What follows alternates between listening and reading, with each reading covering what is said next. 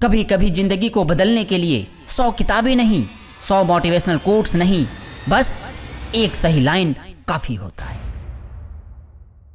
दोस्तों, जिंदगी का सबसे बड़ा फॉर्मूला कोई किताब में नहीं मिलता, ये मिलता है असल जिंदगी में। और आज की कहानी एक ऐसे लड़के की है जिसने अपने सोच बदलने से अपनी किस्मत बदल दी। एक बड़ा सा मेट्रो स्टेशन, लोग भाग रहे हैं, चल रहे हैं, रफ्तार में हैं। किसी के हाथ में कॉफी है, किसी के कान में ईयरफोन्स है, किसी के हाथ में लैपटॉप बैग है। इस मॉडर्न दौड़ में एक गरीब लड़का भी स्टेशन के बाहर बैठता था और भीख मांगता था और उससे मिलने वाले पैसों से अपना पेट भरता था। एक दिन वहां एक लग्जरी कार आकर रुकी। सूट बूट पहने एक प्रोफेशनल लंबा आदमी बाहर निकला, बहुत क्लासी पर्सनैलिटी, शायद कोई हाई लेवल बिजनेसमैन था। लड़की ने सोचा, ये रिच लगता है, इसे मांगूंगा तो अच्छा और ज्यादा देगा। वो भाग कर गया और बोला, साहब कुछ दे दीजिए साहब। लंबे आदमी ने उससे सीधा सरल सा सवाल पूछा, बाबू तुम सिर्फ लेते हो या कभी किसी को कुछ देते भी हो? यह बात सुनकर गरीब लड़का हक्का बक्का हो गया और बोला, साहब मैं कैसे किसी को कुछ दे सकता हूं?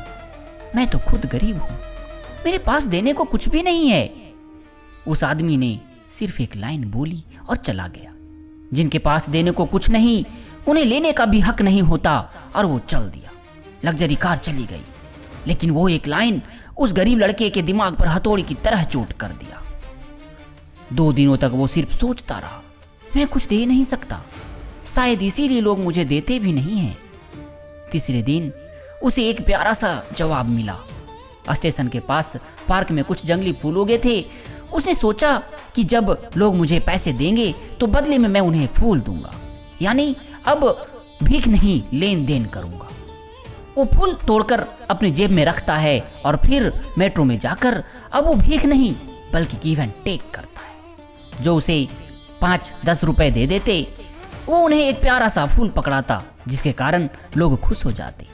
उनके चेहरे पर एक प्यारा सा खुशी आ जाती और ऐसा करते करते लोग उसे पहले से भी ज्यादा पैसा देने लगे और उसकी जिंदगी में पहली बार गिव एंड टेक का कुछ मैजिक दिखा।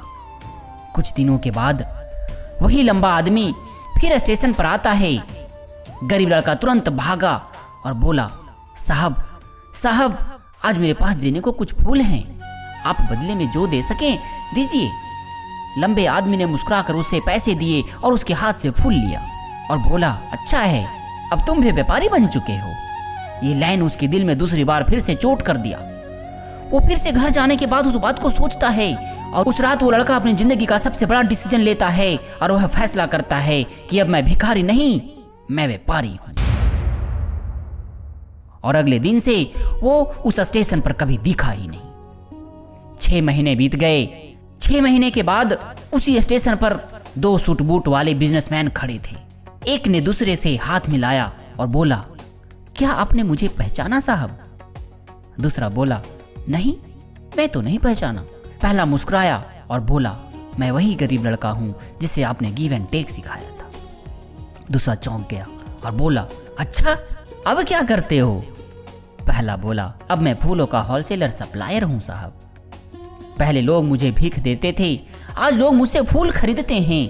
लंबा आदमी मुस्कुराता है और वह चल देता है। साथियों, सक्सेस कहीं बाहर नहीं छुपी है, सक्सेस आपकी वैल्यू देने की कैपेसिटी में छुपी है और सबसे ज्यादा सक्सेस आपकी सोच में छुपी है। जैसे ही आप खुद को छोटा मानना बंद कर दोगे, दुनिया भी आपको छोटा मानना बंद कर देगी। मेरी बात याद रखना, think like a beggar you will get coins, but you think like a businessman you will get clients. दुनिया वही देगी जिस लेवल पर आपकी सोच वाइब्रेट करती है। साथियों, अगर यह स्टोरी आपकी सोच को जरा सा भी टच कर गई तो इस वीडियो को शेयर करना, क्योंकि कोई ना कोई वो लड़का आज भी कहीं बैठा है जिसे सिर्फ एक लाइन चाहिए अपनी जिंदगी को बदलने के लिए। धन्यवाद।